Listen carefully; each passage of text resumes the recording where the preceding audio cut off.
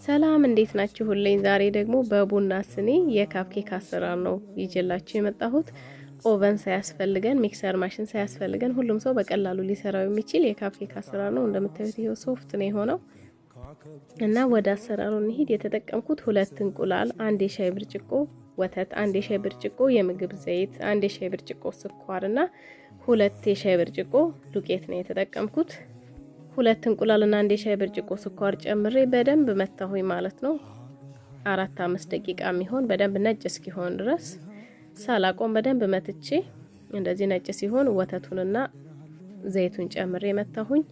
2 ብርጭቆ ዱቄትና 1 ፓኬት ቤኪንግ ፓውደር፣ 1 ፓኬት ቫኒላ ነው የጨመርኩት።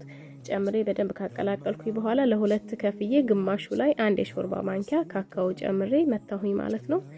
ከዛ ዘይት የምግብ ዘይት ትንሽ አንድ ጠብታ ጠብ አድርገን ሁሉንም ቦታ ያዳረስ ነው ስኒው ላይ ማለት ነው። በደንብ መቀባት አለብን። ከዛ እንደዚህ ከግማሽ ትንሽ አለፍ እስኪል ድረስ አደረኩኝ። እንደምታዩት ከሁለቱም አቀላቅዬ ነው ያደረኩት። እናንተ ስትፈልጉ ካካኦ ብቻ ስትፈልጉ በነጩ ማድረግ ትችላላችሁ። ብረት ድስት ላይ ቀዝቃዛ ውሃ አድርጌ ስኒዎቹን እንደዚህ አስቀምጬ ቸኮሌት አደረኩኝ። ልጄ በቸኮሌት ስለምትወድ እናንተ ያለ ቸኮሌት መስራት ትችላላችሁ እንደ ፍላጎታችሁ።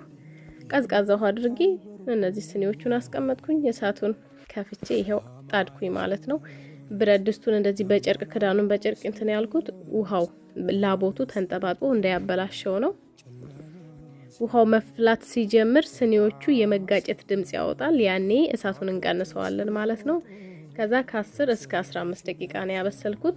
በስቲኪኒ እንደዚህ ወግታችሁ መብሰል አለመብሰሉን ቼክ ማድረግ ትችላላችሁ። ይሄው በጣም ልስልስ ያለ የሚገርም ኬክ ነው የሆነው። ቪዲዮ ከተመቻችሁ ፎሎ፣ ላይክ፣ ሼር፣ ኮፒ ሊንክ በማድረግ ቀጣይ ቪዲዮ እንዲደርሳችሁ